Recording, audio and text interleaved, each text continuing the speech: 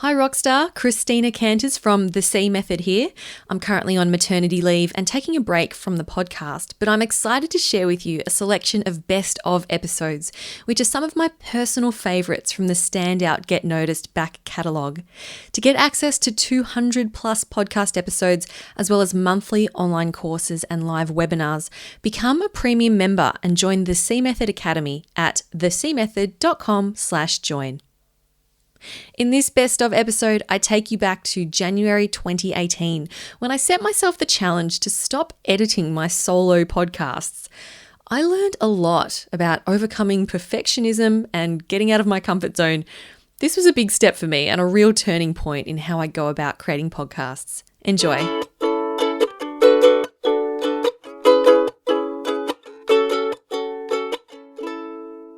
Hi there, Rockstar, and welcome to episode 144 of Standout Get Noticed.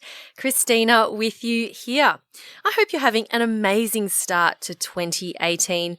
If you haven't already, the start of the year is a very good time to reevaluate where you're at in your career or in your business and what are some challenges and perhaps big changes you want to make in order to take yourself to the next level. Now, I say this because I have been challenged to make some major changes to the way I create this podcast. And the impact of these changes could potentially be overwhelmingly beneficial to my listenership and to my business, or it could harm it. I guess it could go either way. So it's a big step out of my comfort zone.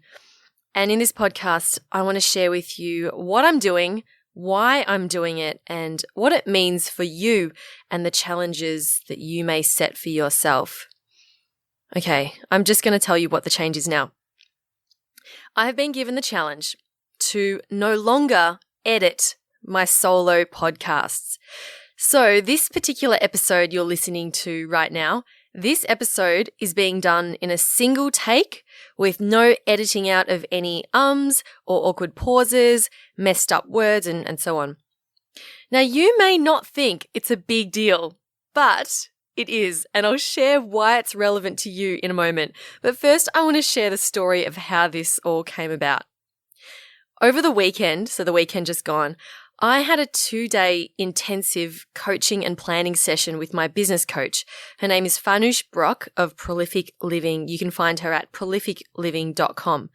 I've been working with her since July last year, and it has been truly transformational. I committed to a 13-month program with her, which was a huge leap out of my comfort zone in terms of the time commitment and the investment, of course, but it has been absolutely worth it and one of the best business decisions I've ever made. Anyway, as part of the program, she flew down to Melbourne from North Carolina in the US to spend these 2 days with me. That was part of the program, which was so amazing. Now, one of the topics we discussed was areas in my business where I felt like I was wasting time or doing tasks that I could easily outsource. And one thing that came up was the editing of this podcast.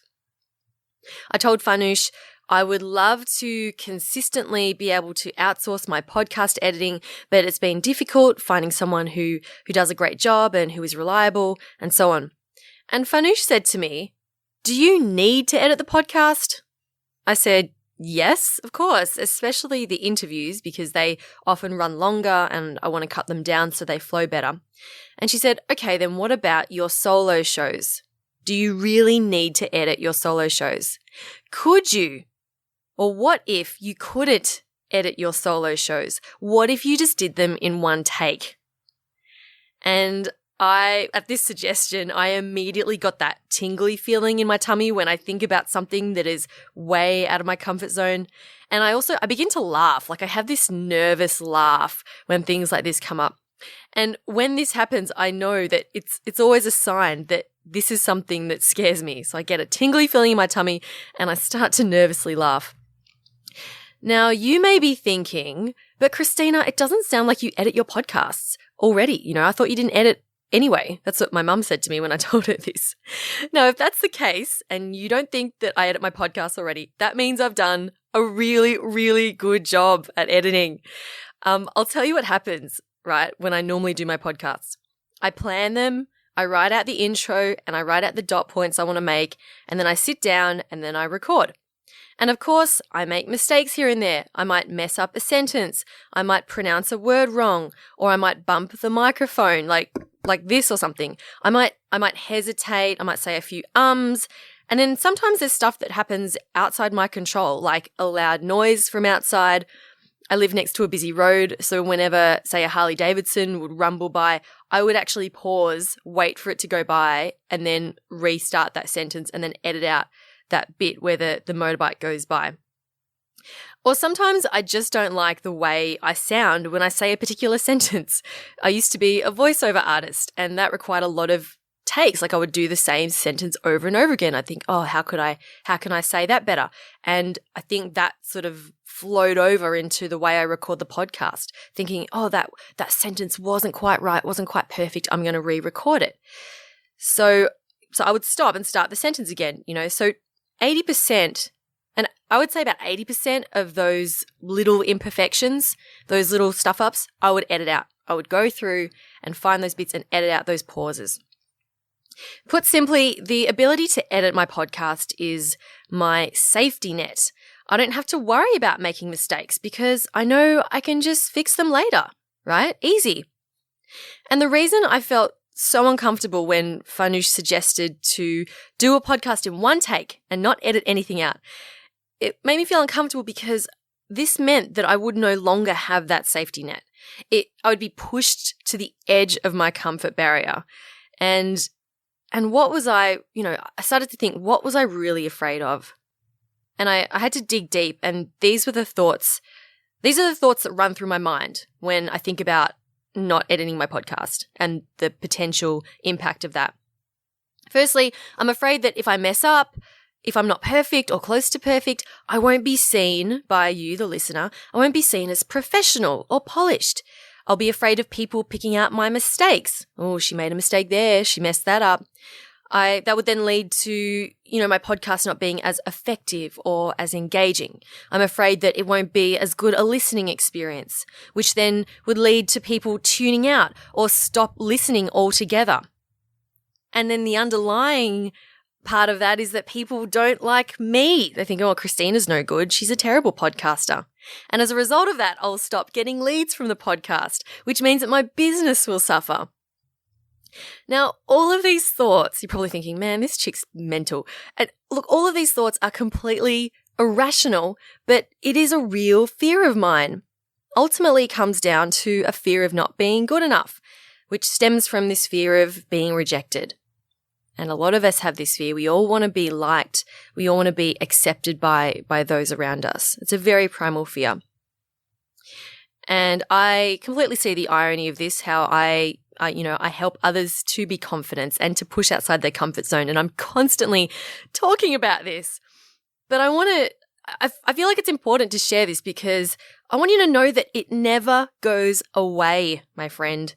It never goes away. This fear of rejection. And even though we can manage it really well, we can get better at managing it, we can go on and push ourselves, it's still always going to be there. You see, we create these little comfort bubbles for ourselves, which are safe. They're there to protect us. But in reality, the real growth and opportunity is outside of that bubble. And to get out of that bubble, we have to experience some discomfort. We just have to. But what happens is as soon as we step outside of that bubble, as soon as we push past, we immediately create another one for ourselves. And then another. And then another. Think of a time where you did something that scared you. Maybe you gave a presentation to a group of colleagues who you know and trust. So that pushed you out of your comfort bubble a little bit. But then once you did it, you realized, oh, I can do this. It wasn't so bad. So you do another one, and then another one, and then another one, and you soon become comfortable with this. So comfortable, in fact, you feel like you can do it at the drop of a hat. You can do it in your sleep. This is a sign that you've successfully pushed past that comfort bubble. Soon, your boss asks you to give a presentation to some important clients. Immediately, you feel your stomach turn and your heart race at the very thought. Now, this is then that next level. You've reached the boundary of the next comfort bubble. You see, you create another one for yourself. And as soon as you become comfortable with that, with presenting to clients, then the next challenge will come up and you'll fear that same fear. And what we do is we keep expanding and expanding the bubble. And the only way that you will see rapid growth and reach those high levels of success that you desire is if you're willing to constantly push through each layer of bubble as it comes up. Now, this happened to me with this podcast. So at the start, even recording a solo show was scary enough. Even putting myself out there was scary enough. And I had to script everything and I would read it. Then eventually I became comfortable with that. So I began to dot point my content and I had the comfort to ad lib a little bit. So then that was the next bubble. And now the next comfort bubble I have to push through is doing my whole podcast in a single take, warts and all, and to be okay with it. So going back to my irrational fears, naturally my mind just goes crazy with all the bad things I think will happen if I did my podcast in one take with no editing.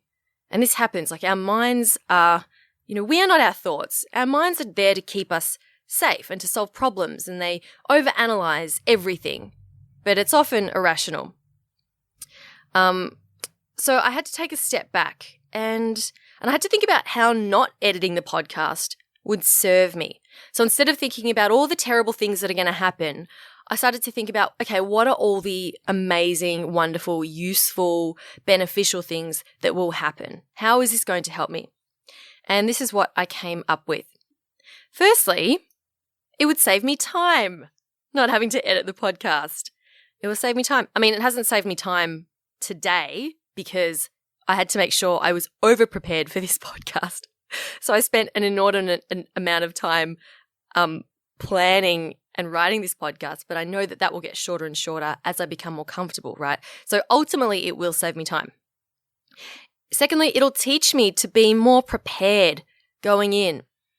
So instead of going, okay, I've got all my main bits, but if I need to Google something halfway through, that's cool. I can just pause it, come back, edit that out. I can't do that anymore. I need to be much more prepared going in. Can you hear the construction workers next door? I used to freak out about you guys hearing that. And I hated recording in my apartment because, they're building this apartment building next to ours. And I had to record at night so you couldn't hear it. And now I'm just letting it go in the background and you probably can't even hear it, but just wanted to let you know that's what I freak out about. All these irrational things. Okay, where was I? Oh, yes. Doing this also, so doing the podcast unedited, it would help me to become a better public speaker. And this is something I spoke about with Farnoosh. She says, you have no problem getting up on stage and giving a 5, 10, 60-minute presentation, and you're not edited there. You can't go back and edit yourself. And I thought, that's totally true, and I feel really good about getting up on stage and speaking. And it's the same with day-to-day conversations. In meetings, in one-on-one conversations, we don't go back and edit ourselves. So why should the podcast be any different, right? People shouldn't expect it to be this ridiculously perfect robotic thing. So I thought if I can practice delivering a really engaging, high-quality podcast without the editing, then that's going to then translate over to the stage. It will help me to be a bit more aware of what I'm saying. Am I taking care with how I'm saying something? All of that translates. The next benefit that I thought of would be that it could actually make this podcast even more authentic and more engaging. I remember I had some feedback from my friend Matt Baker, who joined me on the show in episode 114. We talked about growth mindset, and he's a regular podcast listener as well. And I remember he said to me, Christina, you know what one of my favorite episodes has been? He said, that episode when you recorded from the back of your van when you were driving back from Burning Man. Now, I don't know if you've listened to that one, but it's episode 127, and I had to get a podcast out that day, and we were driving back from Burning Man to LA, and I thought I have to do a podcast. So I sat in the back of the van, set up the microphone, and just did one take, unedited podcast about what I'd learnt from Burning Man. And I was mentioning how we were going over potholes and going around corners and how things sometimes slid around a little bit, and it was a bit, disruptive. But Matt said to me, that was one of my favorite episodes because it was so immediate. It felt in the moment. I felt like I was there with you. It was so dynamic. And that was something that I really didn't expect that he would like that about the show. So I thought, well, if that is true, then maybe it could be true for other episodes as well. So who knows? It might be more engaging and authentic, but you'll have to let me know because otherwise I won't be able to tell. Okay, so leading on from that, the reason why – I had to think about this as well. The reason why this podcast is such a powerful lead generator for me is because people listen to the podcast, they relate to me, they relate to my message and my style. They find my approach engaging, and then they reach out. They come to me, and a lot of people say, hey, I found you through the podcast. I really loved what you had to share. I loved your style, loved your personality. I found you really engaging. Can we have a conversation about, how we might work together? And I get a lot of clients that way through this podcast. And I thought to myself, wow, if the show becomes more authentic and more engaging, surely this would then create a stronger connection with my audience, resulting in even more leads potentially. Right? So this has the potential to benefit my business on a massive level. And the irony was that I was afraid that it would completely do the opposite. And look, it might. I'm not sure. I'm going to have to find out. And that's the whole point of this experiment. I want to see what difference does it make. So when I thought about these benefits, it seemed crazy to not go for it, to not do the editing thing, or to not do it. Sorry, a bit confusing there. But of course, I don't know what the results will be for sure. I just need to put it out there and see what happens. Okay, I feel like I've spoken about myself a lot in this episode, which I don't normally do, but I feel it's important for this particular thing. I really wanted to share it with you. But taking this story, taking this lesson from me, I want to turn it over to you. If I can do this, then I know that you can do it too, all right? This was scary for me. I want you to think about what is an area of your life where you're protecting yourself in your little comfort bubble. And it could be a big thing like going for a promotion at work or delivering a speech, or it could be something really small like making eye contact with a stranger or the barista who makes your coffee. It could be ordering what you really feel like at a restaurant, instead of just the usual, getting out of your comfort zone, order something different. There are all these little things in life that we tend to pull back from as soon as we feel a little discomfort. So here's my suggestion to you. As you go through this process, I want you to, number one, be aware of when you get those tingly butterflies in your tummy. Or maybe that fear or that discomfort manifests itself in other ways. Maybe your heart races. I want you to be aware, what are these signs, these physiological signs that you're getting pushed to the edge of your comfort bubble? What comes up for you? Do you give a little nervous laugh like me? Do you what is that? Do you get a sinking feeling in your stomach? What is it? Just be aware of that. And when this happens, number two, when this happens, I want you to ask yourself, why am I feeling this discomfort? Why am I feeling this? What am I afraid of here? And take it a step further and think, okay, what is the pain that I am avoiding? This discomfort, why am I feeling it? What is that pain that I am being presented with as a potential pain? And what do I fear is going to happen? Okay? It's the second thing. Number three, once you can take a step back and see why this is causing you discomfort. So for me, it was about realizing, okay, I have no safety net anymore. I might not put out a good show. That was the fear that I had. So once you take a step back and see why this is causing you discomfort, start to explore how leaning into this discomfort is going to help you. Think about what benefits it will have for you. Will you grow? Maybe you'll achieve new things. Maybe you'll gain more respect. Think about all the brilliant, wonderful things that lie on the other side of that comfort bubble. This will help you to look at it in a different way. So instead of thinking about all the terrible things that could happen, think about all the amazing positive things that could happen. And then number 4, take a deep breath, pause, and gently lean into this discomfort. So when it comes up, try to relax. I know that sometimes I'm like, just force yourself, jump into it, just jump in, like go do it into your comfort zone. But you can also approach it in a calm and relaxed manner. Okay, you don't want to approach it in an anxious, worked up, frantic manner. So as soon as you feel that discomfort, that thing come up where you go, oh, this is pushing me to my edge, I want you to take a deep breath and to gently move towards it. Lean into it. A couple of podcasts ago, it was episode 140 with Sean Resnick. He is a naturopath and life coach. And we go deep into how to deal with anxiety. And one thing that Sean talks about is to move towards that thing that scares you instead of backing away. If you missed that one, definitely go listen to that. That's episode 140 with Sean. Okay, so those are the 4 steps, I suppose, that I took to work into this and to push through this comfort barrier. And I know that if I can do it, you can do it too. So that is my challenge to you. I was given a challenge by my coach, and now as your coach, mentor, accountability, podcaster, whatever, I'm now setting you this challenge as well. And having done this, having almost gotten to the end now, I've got to say that I am very proud of myself. And I thank you, dear listener, for sticking with me. I hope this has been useful for you.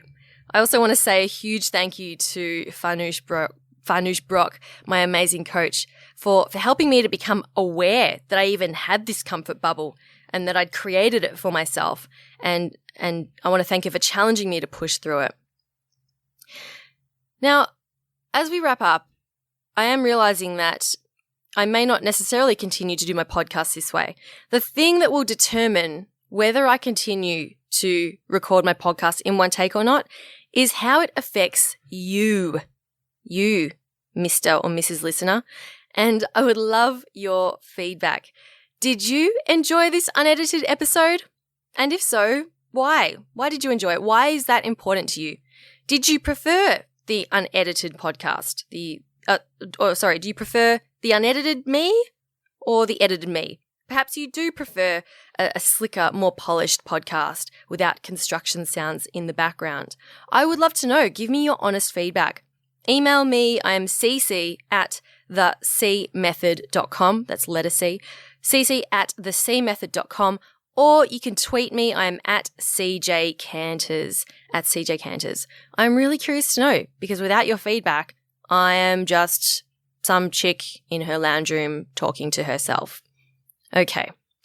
I'm going to put a summary of this episode and links to those other episodes that I mentioned in the show notes at thecmethod.com/raw, because this is Christina Goes Raw and Unedited.